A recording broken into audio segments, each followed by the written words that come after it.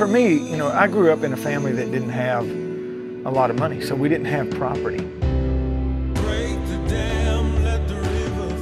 Having traveled so much throughout my military career, I said that if I was ever able to, financially, I was going to buy a farm or a place, a piece of property. I wanted something that my kids could always come back to. I'm Craig Morgan.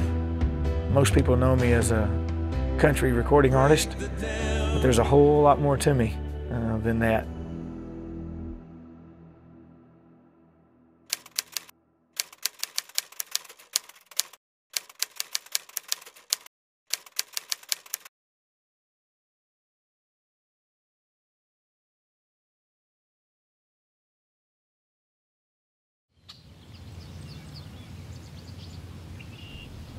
It's nice to know they had a place here on the farm, you know. They can come hang out. Jerry, my oldest, that is in heaven now, he had his 18th birthday party out here.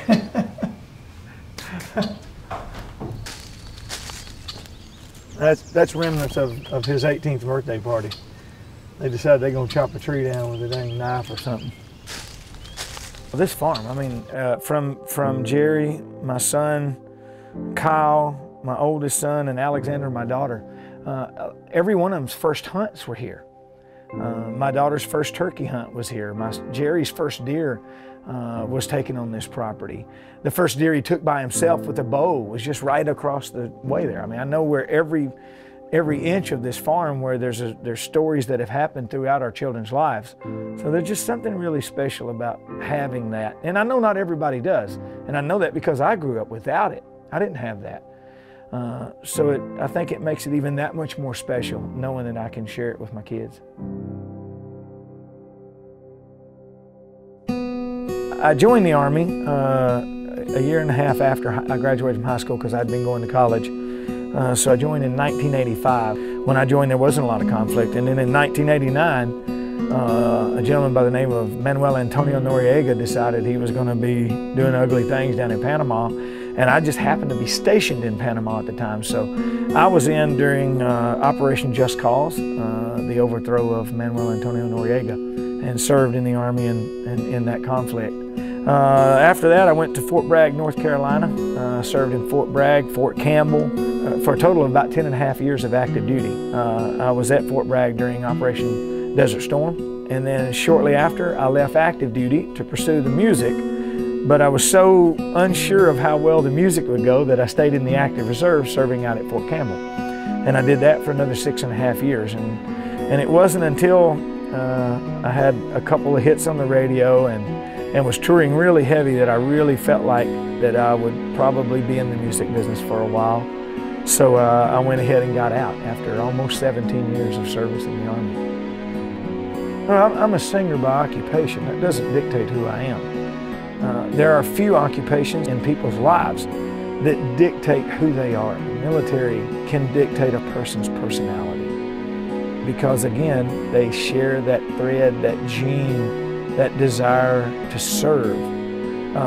And that's who I am. I am a guy who wants to help other people. I want to do good in my life, especially, you know, I lost my son, and after losing my son, I realized how much impact my son had on people's lives. And I just want to be that. I want to be that person too.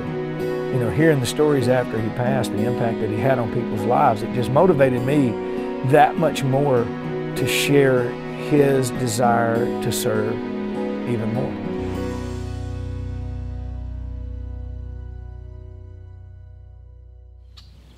Oh, there they go. Oh gosh, right here, look, look, look, look.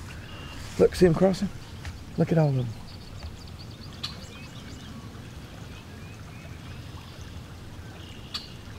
Mm-hmm.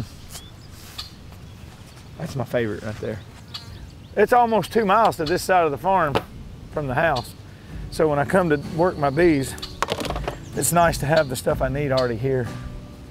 So that's what I'm gonna do. For me, initially it was about the honey.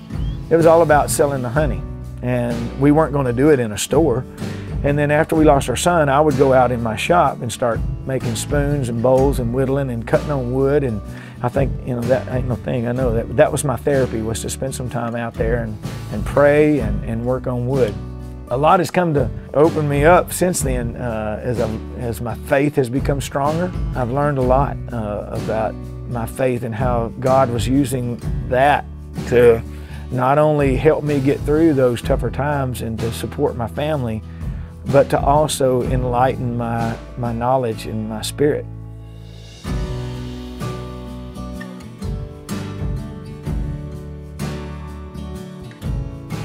And one day my daughter said we should try to see about doing a building. Let's start a business. And we did, and now we sell all this stuff that we make. We sell honey when we harvest it. We have everything in the store for the most part is made by the family, someone in the family. My oldest son Kyle makes organic beard oils, handmade combs, beard combs. My daughter Alex makes scrubs. They make lip balm, she and my wife, out of the wax that we pull from our hives, the honey that we pull. We make candles. My sister makes things, my dad makes things. So everything in the store is made by someone in the family. But I attribute where I'm at in my life to that, and those experiences that I gained in combat. The conflicts that I seen. I also have to this day relationships and friendships that I established during that time in my life that are still part of the group that hold me up today. And I've instilled that into my family, into my children. And we take that and we implement it into what we see as a service and what we think we should do.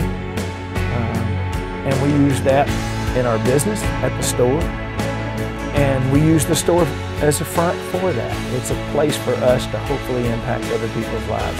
We have a saying in our family, and it's the motto of our business. The Morgan Farmers motto is to be happy, H-A-P-I, having a positive impact. That's our goal in life now.